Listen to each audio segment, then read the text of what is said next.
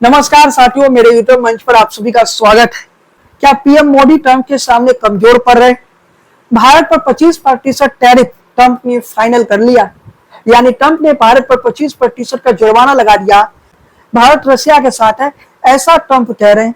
रूस और भारत प्राचीन काल से रूस और भारत की दोस्ती है, लेकिन भारत पर पेनल्टी ट्रंप ने लगा दिया, ये कहते हुए कि यूक्रेन में जो कुछ हो रहा है उसके लिए रशिया के साथ भारत भी जिम्मेदार है। पाकिस्तान में तेल और गैस के भंडार का करार कर लिया।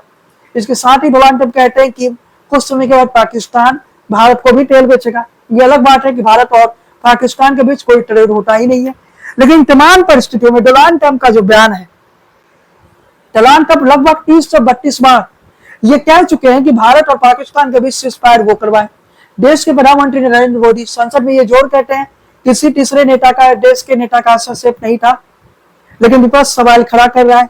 नेता कह रहे हैं कि नरेंद्र मोदी डोनाल्ड ट्रंप का नाम लेने से डरते हैं। आखिर नरेंद्र मोदी की मजबूरियां क्या है? क्यों नरेंद्र मोदी डोनाल्ड ट्रंप का नाम नहीं ले रहे, और क्यों नरेंद्र मोदी एकदम खामोश हो जाते हैं अमेरिका का नाम आने पर, डोनाल्ड ट्रंप का नाम आने पर? वो ये जोर कहते हैं कि अमेरिकी उपराष्ट्रपति से उनकी बातचीत हुई।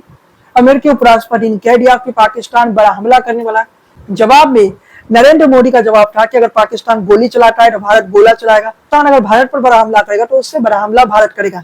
ये बातें नरेंद्र मोदी ने कह दिया अमेरिकी उपराष्ट्रपति का, जब अमेरिकी उपराष्ट्रपति का कॉल रात को वही रात को 12 साढ़े 12 बजे के बीच में, 1 बजे के बीच में आता है, और उस समय लगभग 4 बार अमेरिकी राष्ट्रपति का कॉल आता है। नरेंद्र मोदी नहीं उठाते, रिसीव नहीं करते कॉल को, और उसके बाद नरेंद्र मोदी कॉल कर पूछने के लिए उपराष्ट्रपति, जो अमेरिका के उपराष्ट्रपति, उन्हें कॉल करते हैं। वो कॉल ये इस विषय पर आता है कि आपने 4 बार कॉल किया, क्या कारण था? तो अमेरिकी उपराष्ट्रपति बताते हैं कि पाकिस्तान बड़ा हमला करने वाला। तो वो बड़ा हमला क्या होने वाला, तो मैं बता देना चाहता हूँ कि वो बड़ा हमला परमाणु हमला का था, जो पाकिस्तान की तरफ से धमकी दी गई। उसके बाद भारत ने फौरन एक्शन लिया और 3 से 4 बजे सुबह के बीच पाकिस्तान बड़ा हमला करने वाला था। ये पाकिस्तानी प्रधानमंत्री ने भी बता दिया रहे थे, लेकिन उससे पहले भारत ने कर लिया, और भारत ने पाकिस्तान के तमाम एयरबेस को समाप्त कर दिया। कई एयरबेस अभी तक पाकिस्तान के आईसीयू में, जो लड़ने के काबिल नहीं, युद्ध के स्थिति में लड़ने के काबिल नहीं है। ये सच्चाई है। नूर खान जो एयरबेस है, वहां परमाणु ठिकाने थे, और उस जगह पर भी भारत के द्वारा अटैक की गई। और ये मैं बता देना चाहता हूँ कि पाकिस्तान ने जो अमेरिकी राष्ट्रपति का कॉल आया था, जो अमेरिकी राष्ट्रपति का मैसेज पीएम मोदी को आया था, पीएम मोदी ने संसद में ये नहीं बताया, लेकिन वो बड़ा हमला जो पीएम मोदी ने कहा वो परमाणु अटैक का था। उसके बाद भारत ने अपनी कार्रवाई शुरू की और पाकिस्तान के परमाणु ठिकानों पर भी हमला किया गया। परमाणु बम नष्ट हुए या नहीं, इस पर हम नहीं जाना चाहते हैं, ये तो पाकिस्तान ही बताएगा। लेकिन भारत ने कि जो मिसाइल है, भारत की जो मिसाइल, आप कह सकते हैं भारत की जो मिसाइल की शक्ति थी, वो पाकिस्तान को, आप कह सकते हैं कि ऐसी सबक सिखाया कि पाकिस्तान खुद बातचीत के लिए टेबल पर आ गया, सीज़फायर करने का गुहार लगाने लगा। दोपहर के 3:30 बजे डीजीएमओ से बात किया और पाकिस्तान ने सीज़फायर की मांग की, और इसमें अमेरिका का हस्तक्षेप था या नहीं? तो सीधे शब्दों में समझ लीजिए कि अमेरिका का हस्तक्षेप नहीं था। अमेरिका ने जो ट्रेड डील का बात किए हैं, वो बातचीत उतना सच्चाई नहीं लगता है। ट्रेड डील के नाम पर अगर ये युद्ध विराम हुआ होता, सीज़फायर हुआ होता, तो इसका अर्थ था कि अब तक ट्रेड डील हो जाता। मतलब ये ट्रेड डील के कारण तो नहीं हुआ होगा। जो अमेरिकी राष्ट्रपति कह रहे हैं वो पूरी तरह से, आप कह सकते हैं, झूठ है। प्रधानमंत्री मोदी ने अपनी बात संसद में रख दिया। स्पष्ट तौर पर प्रधानमंत्री नरेंद्र मोदी कह दिया कि अमेरिकी उपराष्ट्रपति से बातचीत हुई, डोनाल्ड ट्रंप से कोई बातचीत नहीं हुई। अब इसमें नाम लेने की क्या जरूरत है? विपक्षी पार्टी लगातार कह रहे हैं कि डोनाल्ड ट्रंप का नाम क्यों नहीं लिया। लेकिन प्रधानमंत्री जब ये कह देते कि अमेरिकी उपराष्ट्रपति के साथ हमारी बातचीत हुई, जिसमें प्रधानमंत्री ने भारत की बातें बता दी, उसके बाद पाकिस्तान के डीजीएमओ ने भारत के डीजीएमओ से कॉल पर बात किया, उसके बाद युद्ध विराम हुआ। अब युद्ध विराम भारत ने क्यों किया? इसके पीछे जो भारत का लक्ष्य था, जो भारत ने लक्ष्य निर्धारित किया था, उन तमाम लक्ष्यों को भारत ने हासिल कर लिया था, इसलिए भारत ने युद्ध विराम किया। ऑपरेशन सिंदूर का पार्ट पीओके नहीं था, पीओके के लिए एक अलग ऑपरेशन रिलीज किया जाएगा, और जब पीओके के लिए ऑपरेशन रिलीज किया जाएगा तो पीओके वापस ले लिया जाएगा। ये भारत सरकार का पक्ष है, ये नरेंद्र मोदी की सरकार का पक्ष है। चलिए साथियों, हम आगे बढ़ते। राहुल गांधी ने कहा कि ट्रंप ने 30 से 32 बार ये बोलता है कि उन्होंने युद्ध विराम करवा दिया। ट्रंप ये भी बोला कि हिंदुस्तान के 5 जहाज गिरे। अब ट्रंप ने बोला कि 25% शुल्क लगाऊंगा। क्या किसी ने सवाल पूछा? पीएम मोदी जवाब क्यों नहीं दे रहे? यानी राहुल गांधी प्रधानमंत्री नरेंद्र मोदी को घेरते, और डोनाल्ड ट्रंप ने 5 जहाज गिरने की बात कहते। वो 5 जहाज डोनाल्ड ट्रंप को कैसे पता चला कि भारत के 5 जहाज गिरे? डोनाल्ड ट्रंप कहीं ना कहीं पाकिस्तान के साथ जो डील हो रही है डोनाल्ड ट्रंप का, वो बड़ी डील ये है कि पाकिस्तान का जो आप कह सकते हैं तेल गैस में कहीं ना कहीं जो भंडार है उसमें अमेरिका ने पाकिस्तान के साथ समझौता किया है। आपको ये भी बताते चले कि डोनाल्ड ट्रंप दुनिया के सबसे झूठे राष्ट्रपति है। उनकी बातों पर अमेरिका के लोग भी विश्वास नहीं करते, लेकिन वही डोनाल्ड ट्रंप लगातार कह रहे हैं कि भारत के 5 जहाज गिरे। कोई भी युद्ध में अगर जीता हुआ सेना है तो जहाज गिरते, इसका अर्थ ये नहीं कि कितने जहाज गिरे ये बताना है। और डोनाल्ड ट्रंप ने जो कह दिया कि 5 जहाज गिरे, इसमें क्या डोनाल्ड ट्रंप के पास कोई सबूत है? जबकि पाकिस्तान के एयरबेस तबाह हुए, इसकी सबूत पूरी दुनिया ने देखा। युद्ध में सबसे ज्यादा नुकसान किसकी हुई? सैटेलाइट इमेजेस ने ये बता दिया कि युद्ध में सबसे ज्यादा जो आप कह सकते हैं कि नुकसान हुआ, वो नुकसान पाकिस्तान का हुआ है। जो सैटेलाइट की इमेज है, दुनिया भर के मीडिया ने इस पर रिसर्च किया, उसमें यही बात सामने आई कि पाकिस्तान का नुकसान ज्यादा हुआ। लेकिन अमेरिकी राष्ट्रपति डोनाल्ड ट्रंप ने घोषणा की, अमेरिका ने पाकिस्तान के साथ एक समझौता किया जिसके तहत दोनों देश मिलाकर विशाल तेल भंडार का संयुक्त रूप से विकास करेंगे। ट्रंप ने यह संकेत दिया कि भविष्य में यह तेल भंडार भारत को निर्यात किया जा सकता है। ट्रंप की यह घोषणा ऐसे समय में आई जब अमेरिका भारतीय वस्तु पर 25% टैरिफ लगाता है। रूस के साथ भारत के तेल और हथियारों को व्यापक लेकर सख्त कदम उठाने की चेतावनी दी गई। भारत जो रूस के साथ हथियारों का डील करता है, भारत जो लगातार रूस के साथ ट्रेड कर रहा है, इससे अमेरिका खपा है। अमेरिका कह रहा है कि भारत रूस के साथ ट्रेड ना करे, जबकि भारत और रूस की दोस्ती अमेरिका भी जानता है कोई आज से तो नहीं है। जब से भारत आजाद हुआ तब से भारत और रशिया का दोस्ती। अब भारत रशिया से क्यों ना ट्रेड करे, क्यों ना तेल खरीदे? क्या नहीं, हर मुश्किल वक्त में भारत का साथ दिया, तो भारत रशिया के साथ क्यों ना जाए? और अमेरिका क्या दुनिया का दायरा है जो ये तय करेगा कि हम किसके साथ ट्रेड करें, किसके साथ ट्रेड ना करें? और अमेरिका ने जो 25% टैरिफ लगा दिया, उससे क्या केवल भारत को नुकसान होगा, उससे अमेरिका को भी नुकसान होगा। अब डोनाल्ड ट्रंप के टैरिफ बढ़ाने के फैसले से पूरी दुनिया इस समय आप कह सकते हैं कि एक नए विकल्प की ओर बढ़ रही है, जो विकल्प डॉलर के बिना बन रहा है। यानी दुनिया अब डॉलर में व्यापार नहीं करना चाहती है, वो कहीं ना कहीं दुनिया के तमाम देश अपने ट्रेड में डॉलर को कम कर रही है। सभी देश अपने करेंसी में कर रहे हैं। यूं कहें कि नया करेंसी दुनिया में आ सकता है। ऐसी परिस्थिति हो सकती है जब डॉलर का दबदबा समाप्त हो जाएगा। ट्रंप जो ये टैरिफ वार खेल रहे हैं ना, टैरिफ बढ़ा रहे हैं, इससे किसी और को लॉस नहीं होगा। ट्रंप अगर अपनी नीतियों को नहीं बदलते तो आने वाला समय शायद ट्रंप के लिए बेहतर नहीं रहेगा। आने वाला समय अमेरिका के लिए बेहतर नहीं रहेगा। आने वाला समय दुनिया में डॉलर का जो आप कह सकते हैं कीमत भी घटेगा और डॉलर का जो वजूद है वो धीरे धीरे दुनिया से खत्म होने लगेगा। दुनिया नए करेंसी को और बढ़ेगा, जिससे भारत और रशिया अपने अपने करेंसी में ट्रेड कर रहा है, चाइना अपनी करेंसी में ट्रेड कर रहा है बाकी देशों के साथ, भारत भी कई जगहों पर रुपए से ट्रेड कर रहा है। और आने वाले समय भारत का जो यूपीआई है वो भी अलग अलग देशों में पहुंच चुका है। यूं कहिए कि अमेरिका का जो डॉलर है धीरे धीरे कमजोर पड़ेगा। अमेरिका का डॉलर का विकल्प दुनिया के वो तमाम देश जो अब तक अमेरिका के टैरिफ वार के कारण या अमेरिका से परेशान हो चुका है, वो देश अब कहीं ना कहीं डॉलर को अपने देश में घटा रहे हैं। तो सभी देश ये कोशिश कर रहे हैं कि आप ट्रेड अपने करेंसी में करें या फिर जिस देश के साथ ट्रेड कर रहे हैं उसी देश के करेंसी में करें। मतलब इसी परिस्थिति दुनिया बन रही है।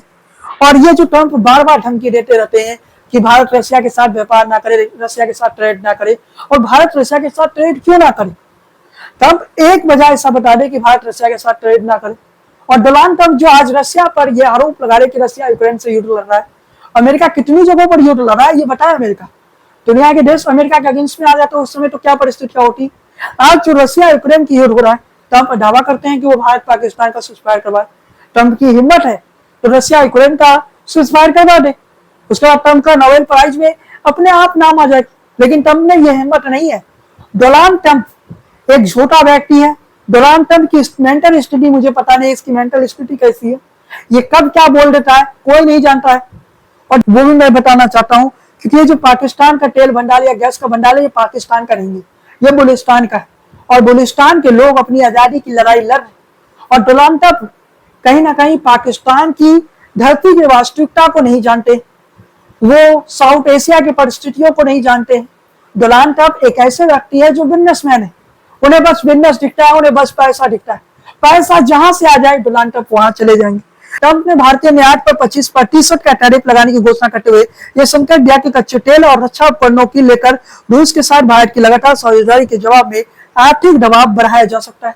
भारत सरकार की तरफ से कह दिया गया कि द्वितीय व्यापार को लेकर अमेरिकी राष्ट्रपति द्वारा जो हालिया बयान संज्ञान में लिया गया, उसके प्रभावों से गंभीरता से अध्ययन किया जा रहा है। भारत अमेरिका के बीच पिछले कुछ महीनों में न्याय संगत संतुलित पारस्परिक हितों के आधारित द्वितीय व्यवसायिक समझौते अंतिम रूप देने की बातचीत जारी है। भारत का उद्देश्य पूरी तरह प्रतिबद्ध है। सरकार किसानों, उद्यमियों, सूक्ष्म लघु मध्यमों उस उद्यमों के हितों की रक्षा, उनके कल्याण की सर्वोत्तम प्राथमिकता देती है, जैसा कि अन्य व्यवसायिक समझौते के तहत होता है। यानी सीधे तौर पर भारत सरकार की तरफ से कह दिया गया, भारत की जो सरकार है वो अमेरिका के साथ बातचीत कर रही है। ऐसी खबरें भी है कि भारत कई देशों के साथ जो है जिस प्रकार से फ्री ट्रेड एग्रीमेंट कर रहा है, उसी प्रकार की ट्रेड एग्रीमेंट अमेरिका के साथ की राष्ट्रपति डोनाल्ड ट्रंप भारत के साथ करना चाहता है। लेकिन उस मसले पर अभी तक बातचीत बनी नहीं है, क्योंकि ट्रंप बोलबले हैं, कभी भी कुछ कह देते हैं। वो कह रहे थे कि 30 से 32 बार, वो अब तक 30 से 32 बार कह चुका है कि मैंने भारत पाकिस्तान के युद्ध रोका ट्रेड के नाम लेकर। अब कोई व्यक्ति इस प्रकार का बयान देता है, कोई व्यक्ति इस प्रकार की बातें कहता है, उस व्यक्ति के देश के साथ बिजनेस कैसे होगा, उस व्यक्ति के देश के साथ ट्रेड कैसे होगा। अमेरिकी राष्ट्रपति डोनाल्ड ट्रंप को समझना, ये कोई बिजनेस नहीं है। राष्ट्रपति इस साइड एक बिजनेसमैन है, इसलिए उन्हें पॉलिटिक्स समझ में नहीं आती है, उन्हें राजनीति समझ में आती है। उन्हें राजनीति में किस प्रकार से शब्दों का चयन किया जाता है, ये अमेरिकी राष्ट्रपति डोनाल्ड ट्रंप को पता नहीं है। बस एक ही बात अमेरिकी राष्ट्रपति कहते हैं कि वो सुपर पावर है। अमेरिकी राष्ट्रपति जब ये कहते हैं तो ये बताना जरूरी है कि अमेरिका का एक दौर था जब अमेरिका सुपर पावर था। आज की तारीख में, आने वाला समय में अमेरिका सुपर पावर नहीं है। अब डोनाल्ड ट्रंप ने एक और बात कह दिया जो महत्वपूर्ण हो जाता है कि राष्ट्रपति डोनाल्ड ट्रंप ने भारत और रूस को लेकर एक बार फिर टीका हमला हुआ। भारत के खिलाफ 25% टैरिफ लगाने के बाद उन्होंने एक तंज कसा सोशल मीडिया प्लेटफॉर्म पर। उन्होंने एक पोस्ट लिखते हुए ट्रंप ने कहा कि उन्हें इस बात की कोई परवाह नहीं कि भारत रूस के साथ क्या करता है। उन्होंने तंज कसते हुए कहा कि दोनों मरी हुई अर्थव्यवस्था है, साथ लेकर डूबे, मुझे कोई फर्क नहीं पड़ता है। तब ने भारत के व्यापार मोर्चे पर निशाना साधा।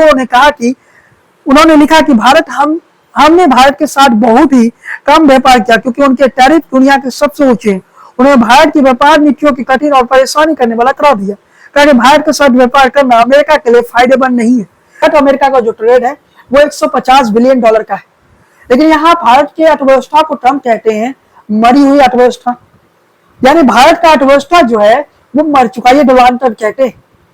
सच्चाई जान लीजिए, भारत की अर्थव्यवस्था दुनिया की चौथी बड़ी इकोनॉमी है। भारत की अर्थव्यवस्था आने वाले 5 या 10 सालों में दुनिया की तीसरी बड़ी इकोनॉमी बनेगा। 2075 तक अगर भारत के लोग सही ढंग से बैठ के शायद पहले ही दुनिया की दूसरी बड़ी इकोनॉमी बन जाएगा। और पहले नंबर पर अमेरिका नहीं रहेगा, पहले नंबर पर चाइना है। ये एक रिसर्च रिपोर्ट में पता चलता है, जो कि आप स्क्रीन पर देख सकते हैं।